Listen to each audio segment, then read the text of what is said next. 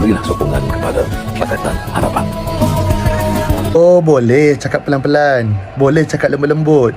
Boleh tak pekik-pekik boleh rupanya. So, cakap lembut-lembut ni untuk apa? Untuk raih undi.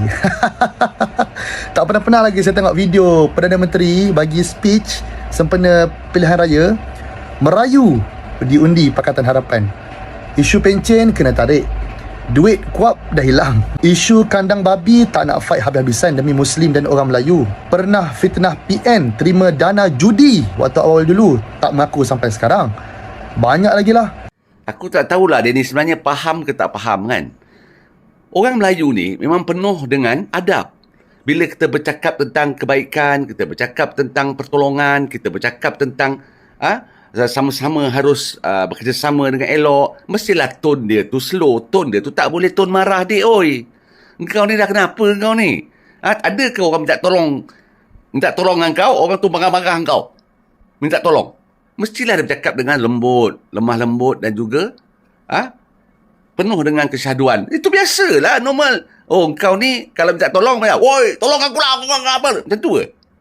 Ni orang Melayu mana ni? Aduh, hai. Kalau bercakap pasal pencen ditarik, pencen mana yang ditarik? Engkau ni muda lagi. Tak hujud pun zaman untuk mendapat pencen ni. Kan? Pencen yang sedia ada, pencen yang telah berjalan selama ini tetap dikekalkan. Cuma kedepannya pencen ini ditukar kepada KWSP. Apa masalah kau ni sebenarnya? Kau faham ke tak faham sebenarnya? Lepas tu kalau bercakap pasal masalah judi, dek, engkau ni duduk bawah tempurung ke apa? Tu, Tan Sri Vincent Tan sendiri memberi dana kepada mereka. Dan siapa Tan Sri Vincent Tan? Tokeh judi Malaysia. Faham? Yang sepatutnya engkau arahkan pemimpin kau tu untuk saman Vincent Tan kerana kenyataan dia memberi kepada pemimpin kau.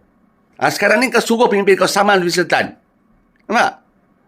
Dan saman Datuk Seri Anwar Ibrahim jika kamu punya pemimpin tidak menggunakan atau mendapat dana judi untuk PRU sebelum ini. Okey? Faham? Jangan jadi katak bawah temburung. Kau pandai-pandai nak bercakap, sebenarnya kau tak tahu apa pun. Pi dah. Ni pelik-pelik lah. PM cakap tegas, guna nada yang tinggi. Kau orang bising. Kau orang kata PM macam ni tak sesuai lah. Cakap marah-marah, emosi. Kau orang kata PM marah pula dah. Bila PM cakap lembut, kau orang kata merayu undi pula dah. Jadi sebenarnya kau orang ni nak pemimpin yang cakap macam mana? Dalam politik dan kepimpinan ni, ada masa kena tegas. Ada masa kena cakap elok-elok. Lepas tu kau kata, ni Mat, kau kata kau ni merepek sangat ni. Kau kata kerajaan tarik pencen. Jauh lari tu. Aku harap pihak berkuasa ambil tindakan lah dekat dia ni. Melampau sangat. Yang kau cakap tu pun dah tak betul. Nampak sangat kau ni tak tahu apa-apa. Main cakap je ikut emosi. Ataupun main cakap je apa yang orang cerita dekat kau. Dekat kedai kopi ke apa benda. Aku pun tak tahu lah mana kau dapat berita. Kerajaan bukan tarik pencen penyewa awam yang dah ada. Siapa yang dah berpencen tetap dapat pencen macam biasa. Tak kena tarik pun. Siapa yang dah masuk bawah skim pencen pun tak terjejas. Tidak kalau siapa-siapa yang baru masuk kerja kerajaan, dia ada pilihan. Dulu kalau kita tengok kan, ada KWSP, ada skim pencen. Kena pilih. Jadilah ni, aku nak bagi tahu dekat kau. Yang dibincangkan ni cuma untuk pengambilan yang baru pada masa depan.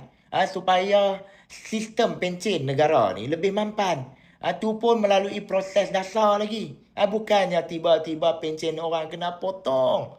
Lepas tu pasal KWAP pula. Janganlah duk buat cerita macam duit KWAP tu hilang atau kena rompak. Memang tujuan asal KWAP ditubuhkan tu untuk membantu kerajaan membayar liability pencen. Kerajaan sebelum ni pun dah buat benda yang sama. Bukan kerajaan Madani saja. Boleh pergi cek lah.